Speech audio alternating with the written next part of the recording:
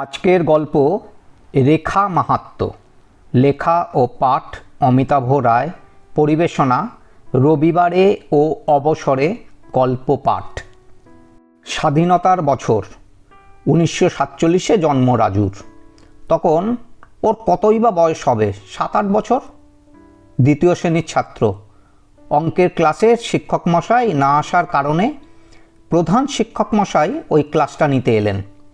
এসেই ব্ল্যাকবোর্ডে চক দিয়ে ছুঁয়ে জিজ্ঞেস করলেন, এটাকে কি বলে? সপ্রতিভ রাজুর তাৎক্ষণিক জবাব বিন্দু। শিশুমনকে মজার ছলে আকৃষ্ট করার পদ্ধতি ওনার জানা। বললেন, এই বিন্দু যখন হাঁটতে থাকে তখন রেখা তৈরি হয়। যদি সোজাভাবে হাঁটে সে রাস্তাটা সরল রেখা, আর যদি বাঁকা পথে হাঁটে তবে সেটা বক্ররেখা। তারপর মাস্টারমশাই অঙ্কের ছোটোখাটো অনেক পদ্ধতি সম্পর্কে বেশ কিছু কথা বললেন, কিন্তু রাজুর মাথায় রেখার কথাই ঘোরাফেরা করতে লাগলো। পরবর্তী সময়ে আরেকটু বড় হয়ে জেনেছিল রেখা ইংরেজিতে বললে লাইন হলো একাধিক বিন্দুর পারস্পরিক সংযোগের ফলে সৃষ্ট পদবিশেষ। আস্তে আস্তে বড় হবার সাথে সাথে বুঝেছিল এই রেখা বা লাইনের মাহাত্ম্য। ট্রেন বা ট্রাম দুটো লাইনের ওপর দিয়ে চলে, ওরা যেন যমজ। ক্রিকেট খেলায় ব্যাটসম্যান বল লাইন পার করে দিতে পারলেই 4-6 রান, আবার ক্রিজের লাইনের বাইরে পা থাকলেই আউট হওয়ার সম্ভাবনা। বোলারদের লাইনের বাইরে পা গেলেই নো বল। ফুটবলের ক্ষেত্রেও লাইনের ওপরে বল গেলেই গোল, থ্রো, কর্নার। পড়াশোনার ক্ষেত্রেও দেখা যায় ত্রিভুজ, চতুর্ভুজ, আয়তক্ষেত্র অথবা বৃত্ত, অধিবৃত্ত, উপবৃত্ত ইত্যাদি। এ যেন গোলক নয়, গোলক ধাঁধা। স্কুলের গণ্ডি শেষ করে এন্ট্রান্স পরীক্ষায় সফল হয়ে ফুটবল, ক্রিকেট সাথে নিয়েই একদম যাদবপুর বিশ্ববিদ্যালয়ের দরজায় পা রাখল। তুখোর রাজীব চৌধুরী এখানেও রাজুই থেকে গেল। যাদবপুর বিশ্ববিদ্যালয় আর মেকানিক্যাল ইঞ্জিনিয়ারিং, এ দুটোই যেন নিজের সঙ্গে বাবা মায়েরও ইচ্ছা পূরণ। বাবা কেন্দ্রীয় সরকারের উচ্চপদস্থ কর্মচারী আর মা মহিলাদের কলেজের ফিজিক্সের প্রফেসর। ক্লাসে অনেক ছাত্রের মাঝে মাত্র 2টি ছাত্রী বিতর্ক প্রতিযোগিতার ফাইনালে জিতে যাওয়ার পর কেমন করে যেন ওদের সাথে বন্ধুত্ব হয়ে গেল। ওদের দুজনকে 19-20 পছন্দ করলেও ব্যবধান ফাইনাল ইয়ারের সময় বেশ বেড়ে গেল। রাজু অনুভব করতে শুরু করলো মায়া মানে মায়া মণ্ডলকে প্রতি মুহূর্তের চাহিদার তালিকায় সবচেয়ে ওপরে রেখে ফেলেছে। ইঞ্জিনিয়ারিং শেষে পাশাপাশি 2টি কোম্পানির অফিসে চাকরি করার শুরু। ঊর্ধ্বগতির গ্রাফ লাইনটার হঠাৎই দ্রুত পতন হলো যখন দুজনেই বিয়ে করে নিজেরা একসাথে থাকার ইচ্ছা প্রকাশ করল। দুবাড়ির গুরুজনেরা সরাসরি নাকচ করে দিল।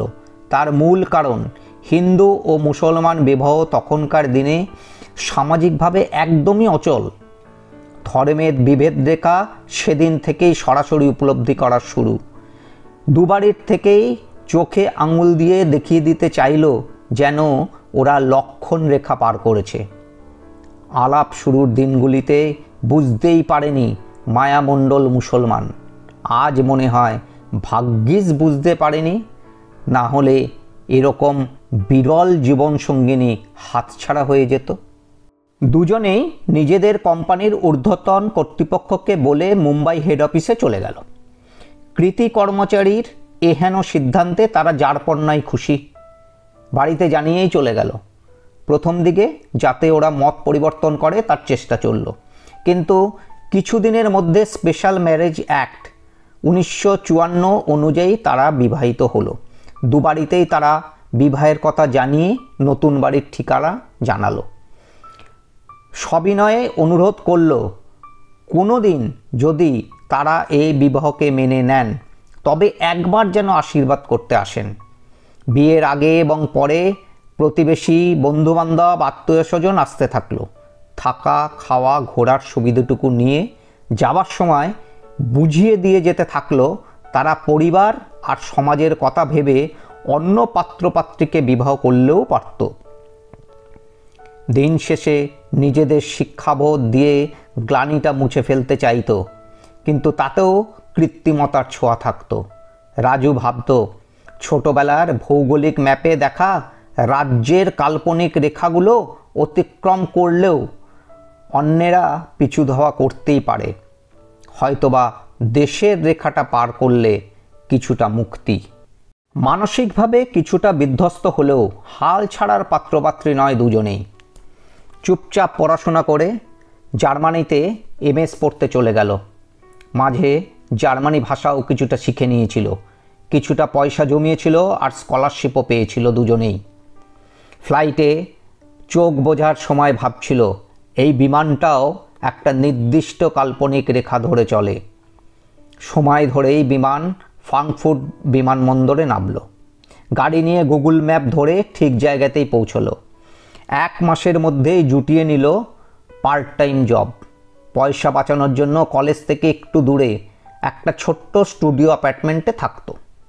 1 বছর বাদে একটা সেকেন্ড হ্যান্ড গাড়িও কিনে ফেললো যাতায়াতের সুবিধের জন্য। 2 বছর বাদে পড়া শেষ হলে দুজনেই খুব বড় অঙ্কের চাকরি পেয়ে গেল।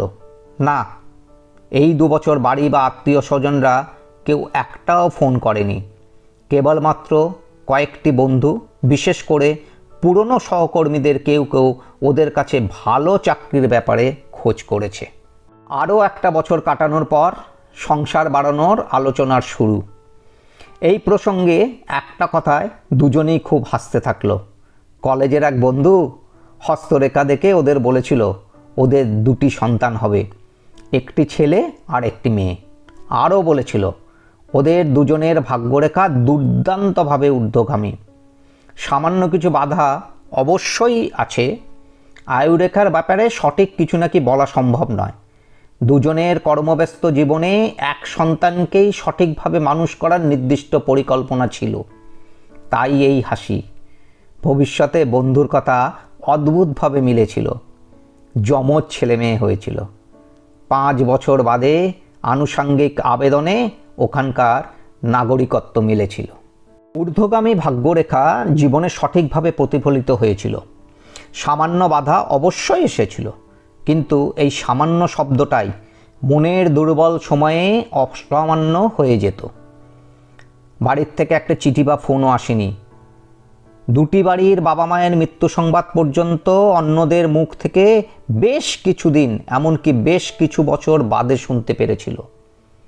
মাঝে মাঝে বাড়ি, দেশ বা আত্মীয় স্বজন নিয়ে ছেলে মেয়েদের প্রশ্নমানে জর্জরিত হতো।